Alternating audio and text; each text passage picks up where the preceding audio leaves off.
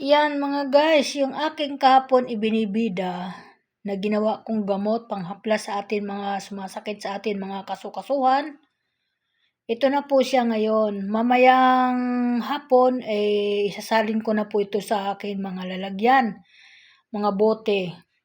Para ready na siya ihaplas sa atin mga kasukasuhan na mga kumikirot na kung ano man dyan yung sumasakit sa atin, yung mga paa natin, yung mga lalo na pag mga matataas ang sugar ay namamanhid na po yung atin mga paa, mga binti, yan po yung ginagamot nito. At yung mayroon mga arthritis, yun, mga matataas ang uric acid ng mga sumasakit yung kanilang mga paa. Ito po ay gamot po ito. Gamot din po ito sa atin sumasakit ang tiyan. Hindi po ito iniinom ito po'y pinapahid lang po sa tiyan. Hindi po hinihilot yung atin mga laman. Ipapahid lang po natin sa ating katawan. Yun po ang gawain nitong akin inimbento. Tingnan mo yung kanyang mga kumikintab dyan, di ba? Kahapon nasa gitna siya. Kasi kahapon ina-absorb niya, ang tawag doon, absorb ba yun yung kanyang kasi bagong gawa ko pa lang, lumalabas yung katas ng kanyang dito sa buto ng avocado, inilalabas niya para mahalo na po siya dyan sa atin inilagay na mga liquid. Yan na ngayon, nasa gilid na po na para siyang mga julin na inilagay sa atin pero hindi yan mga julin yung nilagay ko dyan. Yan po, kusa na lang po siyang lumabas dyan mga guys, mga busing. Yan po. Ay mukhang mabisa nga ang ginawa ko kasi yung ibang gumagawa ng ganito, wala po siyang ganyan na mga lumalabas na parang mga julin. Para siyang mga diamond. Wala pong lumalabas. Ito po sa akin, mayroon siyang lumalabas na ganyan, nga gumagalaw-galaw pa nga. Ayan may mga gumagalaw-galaw pa nga dyan. Napakaganda ng kanyang ayan, gumagalaw-galaw pa nga. Nakita nyo mga guys, gumagalaw-galaw pa yan.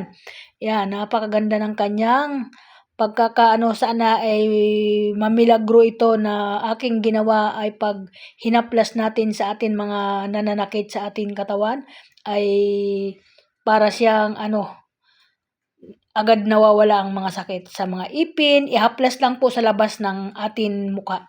Huwag masyadong, kung saan lang po ang sumasakit, halimbawa ipin, dun lang po ihaplas, ganun. Yan lang. Yan lang po yung aking sa inyo, i-update. At pag nailagay ko na po siya sa mga lalagyan, i-update ko din po sa inyo kung anong hitsura niya, kung ano yung kulay niya.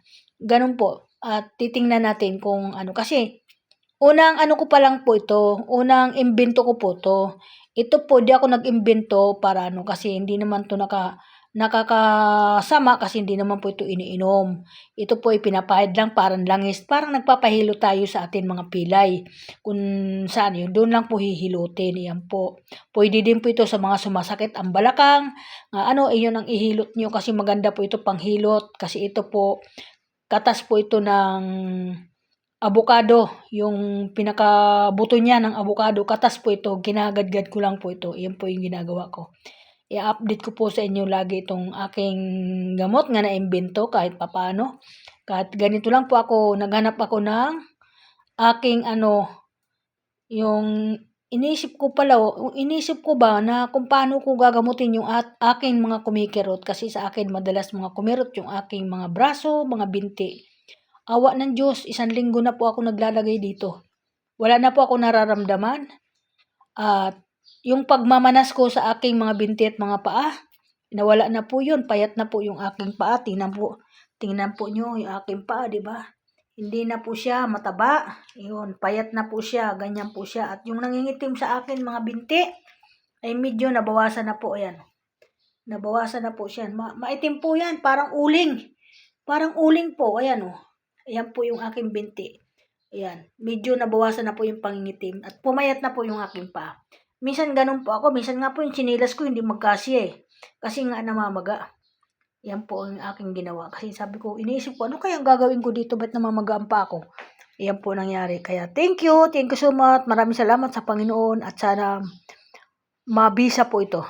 Thank you po. At kung ano yung ginawa ko at ibahagi ko din sa akin mga kaibigan. Ayan. maganda po ito at nakatulong ako kahit papaano. Thank you. Lalo-lalo na sa aking mga anak. Maraming salamat. Thank you so much.